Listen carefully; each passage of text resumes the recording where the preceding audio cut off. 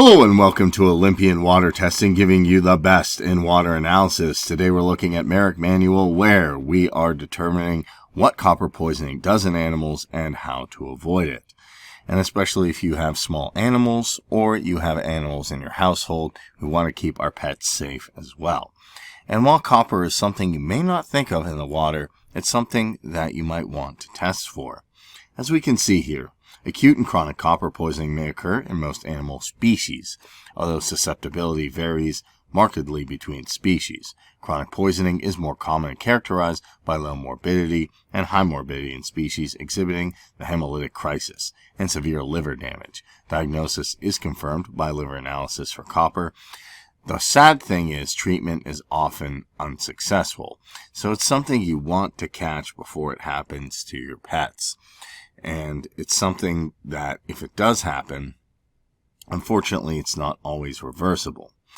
As we can see, the toxosis can affect animals in most parts of the world. Sheep are frequently affected, although other animal species are also susceptible. And you might say, well, I don't have sheep, but there's various breeds of dogs.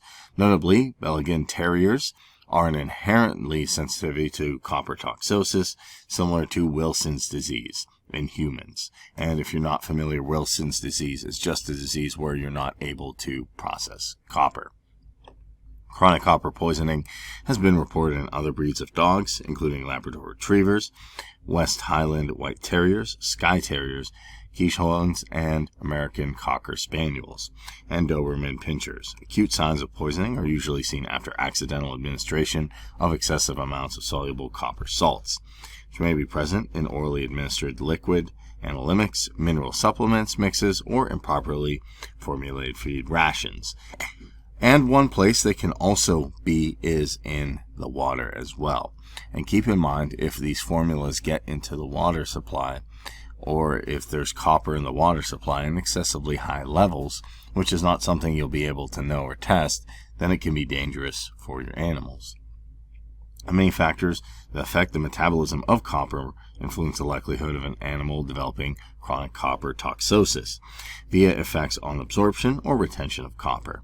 And decreased concentrations of mobiline or sulfate in the diet are important examples. And primary chronic copper toxosis occurs most commonly in sheep, as we talked about.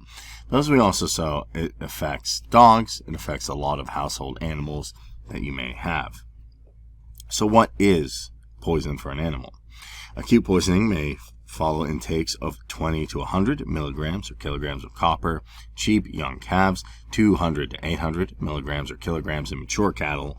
Chronic poisoning of sheep can occur with daily intakes of 3.5 milligrams of copper and contain 15 to 20 parts per M, so dry matter of copper and low concentrations.